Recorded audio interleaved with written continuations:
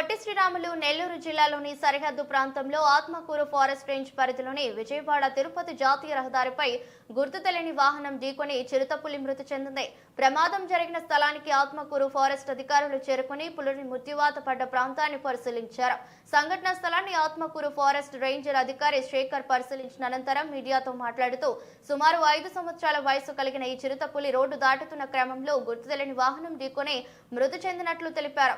గుర్తు తెలియని వాహనం ఢీకొనడంతో తలకు బలమైన గాయం కావడంతో తీవ్ర రక్తస్రావం, రోడ్డుపై పులి మృతి చెందిందని, ఈ ప్రాంతంలో వన్యప్రాణులు సంచరించే ప్రాంతంగా తాము బోర్డులు కూడా ఏర్పాటు చేస్తున్నామని, ఈ ప్రాంతంలో వాహనాలు వేగం తక్కువగా ఉంటే ఎటువంటి ప్రమాదాలు జరగవని తెలిపారు. ప్రస్తుతం ఇక్కడ రోడ్డు ప్రమాదంలో మృతి చెందిన పులి మృతదేహాన్ని పోస్టుమార్టం నిమిత్తం పశు వైద్యశాలకు తరలిస్తున్నట్లు తెలిపారు. ప్రమాదానికి గల పూర్తి కారణాలు తాము దర్యాప్తు చేపడుతున్నట్లు ఆత్మకూరు ఫారెస్ట్ రేంజ్ అధికారి శేఖర్ తెలిపారు.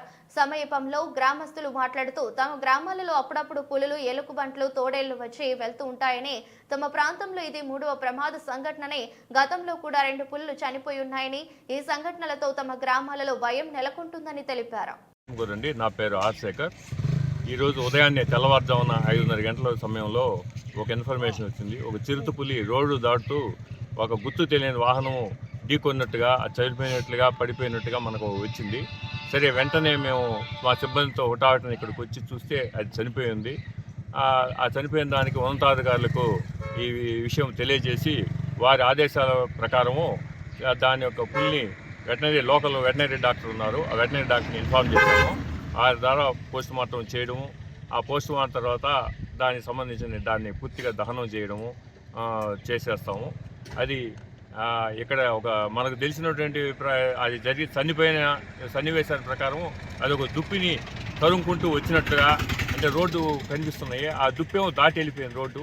ఇది చూసుకోకుండా సడన్గా రావడం వల్ల ఇది వాహనంకి ఢీకొట్టడం, ఆ ఢీకొట్టడం కూడా తలకి హెడ్ ఇంజరీ జరిగింది బాగా. మిగతా బాడీ పోర్షన్ అంతా ఎక్కడ ఎటువంటి గాయాలు లేవు, ఒక తలకు మాత్రం బాగా ఇంజరీ జరిగింది. ఆ ఇంజరీ వల్ల అది బ్లడ్ బయటకు వచ్చేసి అంత చనిపోయింది.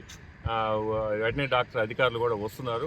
వాళ్ళు వచ్చిన తర్వాత ప్రాసెస్ అంతా పూర్తి చేసి తదుపరి రికార్డు అంతా పై ఉన్నతాధికారులకు తెలియపరుస్తాము.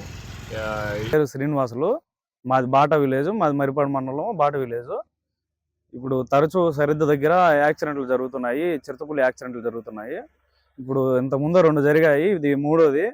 ఇది ఇలా రిపీట్ కాకుండా ఫారెస్ట్ అధికారులని చర్యలు తీసుకోమని కోరుకుంటున్నాము. ఇది ఇంతకుముందు 2 జరిగాయి కదా, ఇప్పుడు తరచూ 3వది జరిగేది.